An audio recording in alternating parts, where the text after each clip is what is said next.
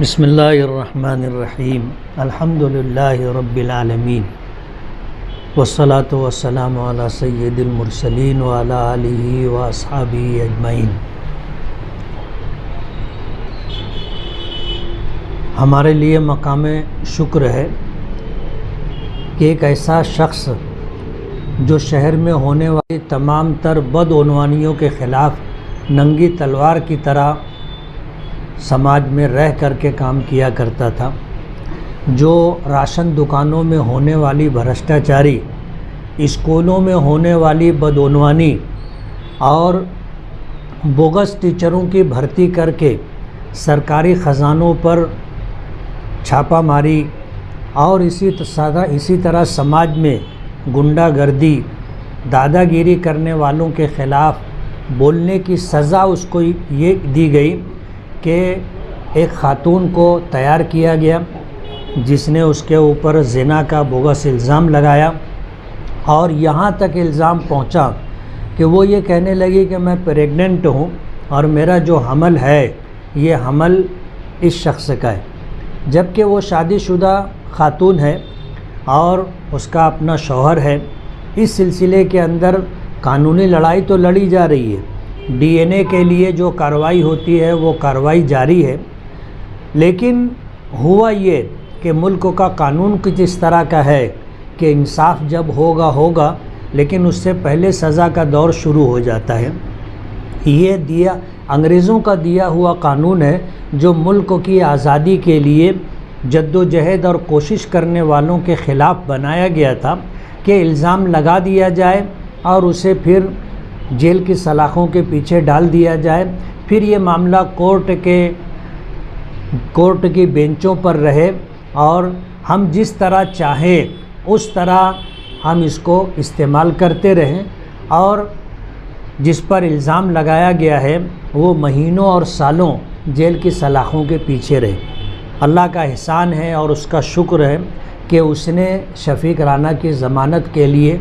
जो माहौल बना दिया था, फ़ैसला कर दिया था। आज बम्बई हाई कोर्ट से शफ़ीक राना की ज़मानत हो गई है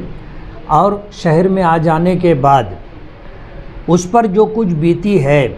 और झूठे इल्ज़ाम की वजह से जेल की सलाखों के पीछे रह करके उसने जो कुछ झेला है, आने के बाद वो शख्स क्या करेगा समाज देखेगा। हमने उसकी ज़मानत पर रिहाई के लिए भरपूर जद्दोजहद की और लाखों रुपया खर्च किया। हमने अच्छे वकील खड़े किए और उन्होंने आर्गूमेंट किया और कोर्ट को बताया कि इस औरत का जब बयान लिया गया इसने हर मर्तबा अपना बयान बदल करके दिया और बहुत मशहूर जुमला है, दरो गोरा हाफजा नबासत, कि झूठ बोलने वाले को अपनी कही हुई बात याद नहीं रहती, जब उससे दोबारा और सहबारा पूछा जाए तो बात बदल करके लोगों के सामने वो रखता है। ऐसे ही मामला रहा, इसलिए अल्हम्दुलिल्लाह ज़मानत हो गई है। हम अल्लाह रब्बुल आलमीन के शुक्रगुज़ार हैं कि अल्लाह ने एक ऐसे शख्स के ऊपर जिस पर झूठा इल्ज़ाम लगाया गया था, आज ज़मानत पर उसकी रिहाई अमल में आ गई है, फ़ैसला हो चुका है और इंशाअल्लाह जल्द ही वो मालेगांव में हमारे दरमियान होंगे। अभी मालेगांव कॉरपोरेशन का मेयर का चुनाव है, तो चुनाव में क्या हालात रहेंगे, आप किसके साथ जाएंगे, क्या अभी मौजूदा हालत क्या है, आप कहाँ तक पहुँचे?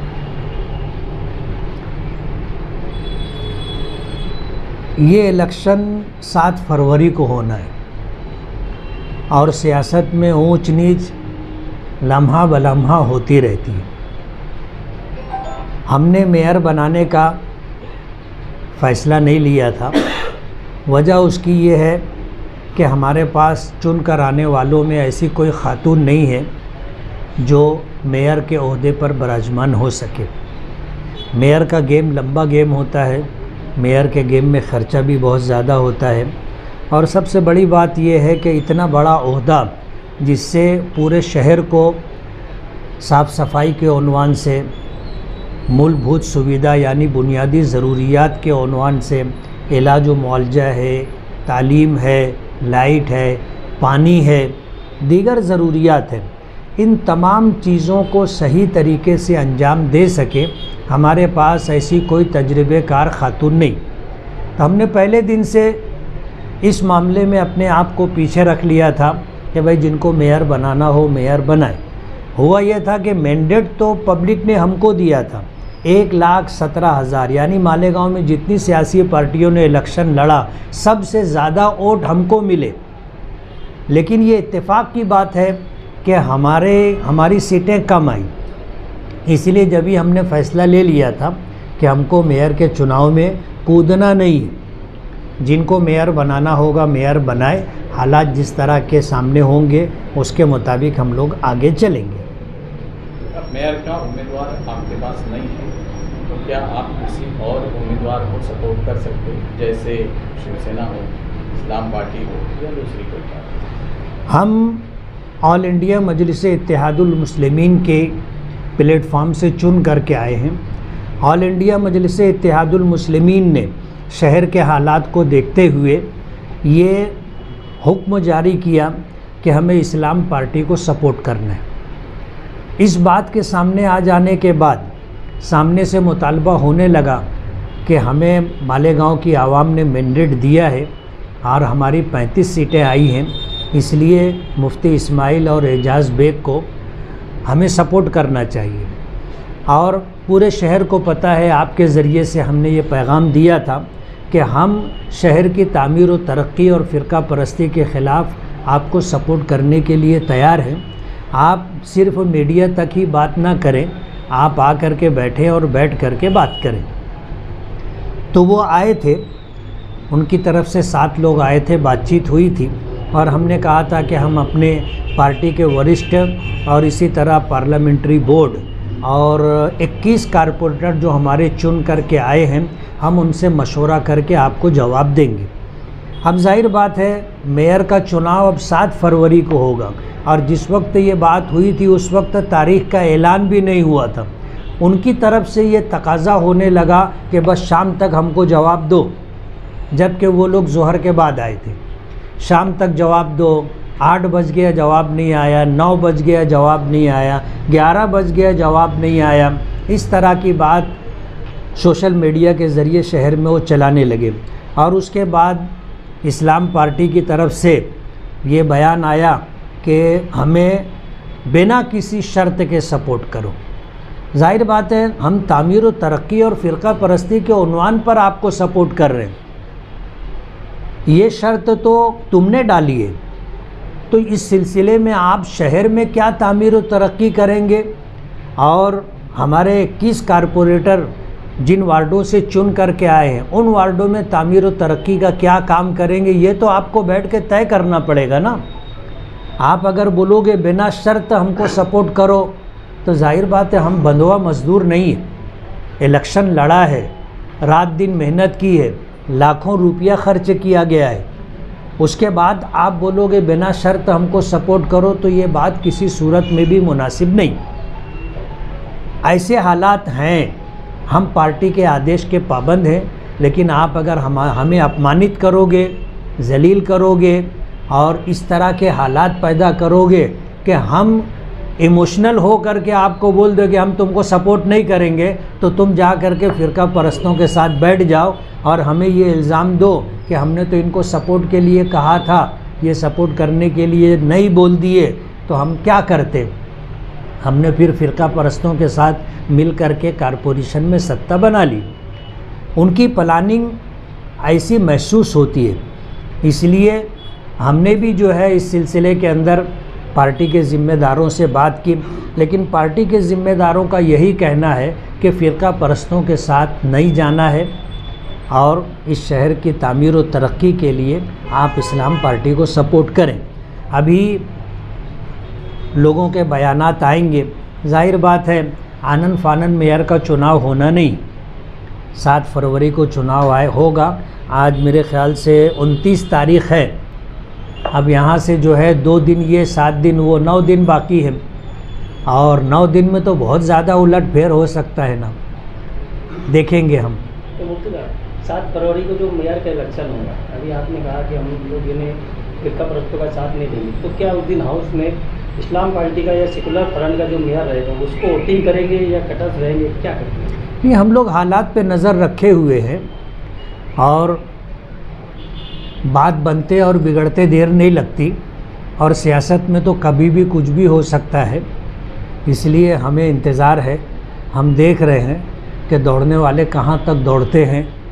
और कहाँ थकते हैं, कहाँ बैठते हैं, उसके बाद हम अपना गेम शुरू करेंगे। एजाज बेग ने आज भी बयान दिया, और कल वो लोगों की नासिक के अंदर पूरे सेकुलर फ्रंट और कांग्रेस पार्टी के भी लोगों की मीटिंग हुई, और एजाज बेग का आज बयान आया है कि उनके पास 35 कारपोरेटर लोग हैं, तो उस हिसाब से उनकी मेजॉरिटी बनती हुई दिख रही है। अब बात यह है कि एजाज बेग साहब के ऊपर भरोसा करना मुश्किल है।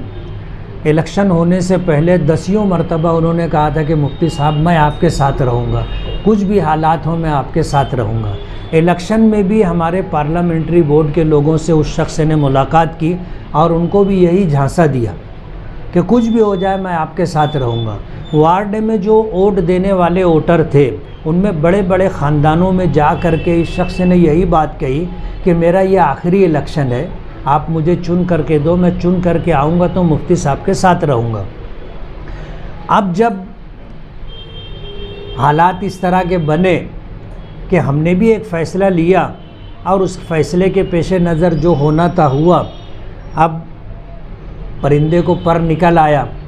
तो आज उसके बयान से हमारी पार्लियामेंट्री बोर्ड के लोगों को और पूरे पैनल में जिनको इन्होंने कहा था कि मैं हर हाल में मुफ्ती साहब के साथ रहूँगा, ये मेरा आखिरी इलेक्शन है, मुझे आप चुनवा करके दो। और दूसरी बात ये कि उसके साथ जो तीसरी सीट चुन करके आई है इफ्तिखार राशन वाला, वो अंसारी है, ये अपने लिए ओहदा मांग रहे हैं कि मुझको स्टैंडिंग कमेटी की 2 साल की चेयरमनी, मेरी बीवी को महिला बाल विकास समिति की चेयरमनी और मेरे भाई राजू को कोआप में लिया जाए। तो उस अंसारी गरीब राशन की दुकान चलाने वाले ने क्या गुनाह किया था? आपने उसके लिए कोई बात नहीं की, उसको कोई ओहदा नहीं देना चाहते। ये मैसेज पूरे वार्ड में, पूरे शहर में जाएगा कि एजाज बेग की कहनी क्या है और करनी क्या है। दिन जाते देर नहीं लगते, ये 5 साल कहाँ चले जाएंगे पता नहीं चलेगा, लेकिन मालेगांव की आवाम इसको महफूज रखेगी। आने वाले वक्त पर इस मामले को ले करके पूरे समाज को बताया जाएगा कि ये वही एजाज बेग है जिसने क्या कहा था और क्या किया। तो क्या आपके कहने के मुताबिक वो अंसारी उम्मीदवार है, उनका जो कांग्रेस पार्टी से जीत के आए, तो इसीलिए उनको नज़रअंदाज किया जा रहा है? मैं खुद बोल रहा हूँ ना, ये दखनी समाज से ताल्लुक़ रखते हैं और एक अंसारी समाज से गरीब शख्स चुन करके आया, उसके साथ ऐसा सलूक किया जा रहा है। मैं कभी नहीं बोलता इस तरह की बात, लेकिन आज मुझे कहना पड़ रहा है कि उस शख्स को जिस तरह अपमानित किया जा रहा है, नज़रअंदाज किया जा रहा है, ये चीज़ अच्छी नहीं। मेयर के ताल्लुक से जो बातें पहले भी चल रही थी कि बुनकर मेयर होना चाहिए था, अंसारी मेयर होना, अभी तक ये हुआ नहीं। हमारा प्रोग्राम यही था, हमें कोई बुनकर ऐसा मजबूत रहता खातून में ख़ास तौर पर, तो हम उसको मेयर बनाते, लेकिन शहर की आवाम ने शायद इस पर तवज्जो नहीं दी और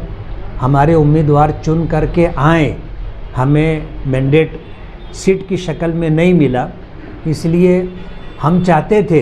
कि ये बुनकरों का शहर है, एक बड़ी तादाद बुनकरों की है और शहर का अहम और मेन कारोबार यही है और उनके बहुत सारे मसाइल हैं जो कारपोरेशन से जुड़े हुए हैं। तो बुनकर मेयर होगा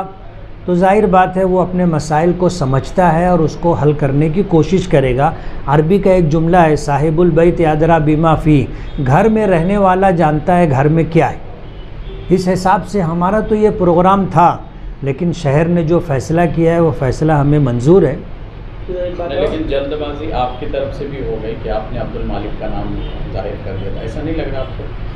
हमें महसूस हो रहा है, बहुत सारे सियासी तज्जिया निगारों ने ये बात कही कि अगर अब्दुल मालिक के नाम का ऐलान नहीं किया जाता तो आगरा रोड के उस तरफ हमारे 2-3 पैनल चुन करके आते। मेयर को 7 तारीख को होने वाला है मेयर को। तो अभी MIM और आपका क्या मामला है? सेकुलर फ्रंट को अभी सपोर्ट कर रहे हैं कि आगे फैसला करेंगे क्या करना है? मैंने बता दिया ना कि हमारी पार्टी का आदेश यही है कि उनको सपोर्ट करना है, लेकिन हमने उनको ये बात बता दी कि जिस दिन से हमने ये ऐलान किया उस दिन से सामने वालों की तरफ से जो हमें जलील करने का और नीचा दिखाने का मामला सामने आया है, आप उसको पेश नज़र रखिए। जिस तरीके से सेकुलर फ्रंट ने एक वक्त भेजा, क्या MIM की भी तरफ से कोई वक्त उन तक गया या आने वाले दिनों में आप कोई वक्त भेजकर वहाँ जो शराइत है उन पर कोई बातचीत करेंगे? हमने अपने पार्लियामेंट्री बोर्ड के कई लोगों को लगाया कि आप उनसे बात करो, और हम अगर उनको सपोर्ट कर रहे हैं तो हमारे पास कोई 2 कारपोरेटर और 3 कारपोरेटर नहीं है, हमारे पास 21 कारपोरेटर हैं। तो जाहिर बात है कि आपको 2 कारपोरेटर वाले को जो इज़्ज़त आप दे रहे हो, 3 सीट रखने वाले किसी पार्टी को आप इज़्ज़त दे रहे हो, तो हमारे पास तो 21 कारपोरेटर है ना, आपको कम से कम उसका पासो लिहाज रखना चाहिए। कुछ और हो जाएगा 7 तारीख तक, ऐसा लग रहा है? मैंने ये बात कही है कि हमारे साथ जो हो रहा है हमने पार्टी के लोगों को रिपोर्ट कर दिए। पार्टी का फैसला बदल जाएगा, पर्दे के पीछे कुछ भी हो जाएगा ना। फरमान ट्रस्ट के ज़ेर एहतमाम कुरान करीम की और दीन हनीफ की खिदमत करने वाले जो भी उलमा, आइम्मा, मुअज़्ज़िनीन, उनके लिए एक मुफ्त तिब्बी खिदमत का प्रोग्राम। हमें ये इत्तला देते हुए खुशी हो रही है कि इमाम व मुअज़्ज़िन और मदरसे में पढ़ाने वाले मुअल्लिमीन हज़रात के लिए, चाहे वो किसी भी मसलक से ताल्लुक़ रखते हों, फरमान ट्रस्ट की जानिब से उनके और उनके अहल खाना के इलाज व मुआलजा, ऑपरेशन, नॉर्मल डिलीवरी हो या सीज़र, उनके लिए मुफ्त ऑपरेशन के इलाज व मुआलजे की सहूलत मुहैया कराएगा इंशाअल्लाह। अफसोस की बात है कि खुद्दाम कुरान और खुद्दाम दीन की तनख्वाह इतनी कम होती है कि अगर उनके घर में हॉस्पिटल का कोई मसला दरपेश हो तो पूरी तनख्वाह इलाज व मुआलजे में चली जाती है, यहाँ तक कि वो हज़रात बसा औकात मकरूज़ भी हो जाते हैं। ऐसी महंगाई के दौर में कलील तनख्वाह, हॉस्पिटल और दीगर अखराजात जो की वजह से ये मामला संगीन तर होता चला जा रहा है, और बसा औकात उनको कर्ज़ लेने की ज़रूरत भी, मजबूरी भी दरपेश होती है। फरमान ट्रस्ट की जानिब से मुफ्त तिब्बी खिदमात का ये कदम इसलिए उठाया जा रहा है ताकि हमारे उलमा, हुफ़ाज़ किराम और दीन के खिदमतगार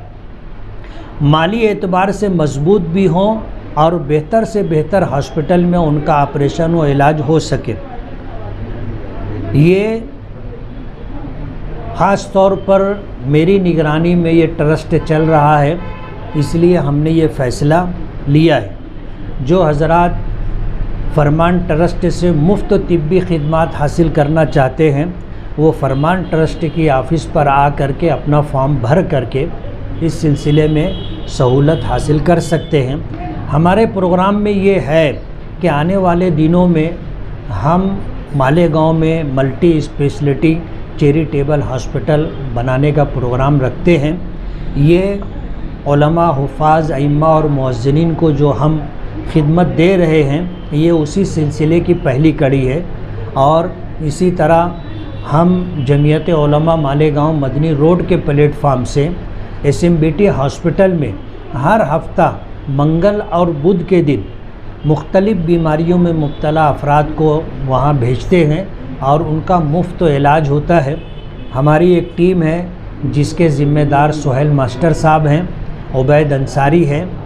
और सेवक सोसाइटी के लोग हैं जो जमीयत उलमा की ऑफ़िस से ये काम करते हैं। तो अल्हम्दुलिल्लाह हमारा ये सिलसिला दराज है और आने वाले दिनों में उलमा, अइम्मा, हुफ़ाज़, मुअज़्ज़िनीन, उनके लिए हमने ये प्रोग्राम तरतीब दिया है और हम चाहते हैं कि वो इस फरमान ट्रस्ट के ज़रिए इस प्रोग्राम से पूरा फ़ायदा उठाएं।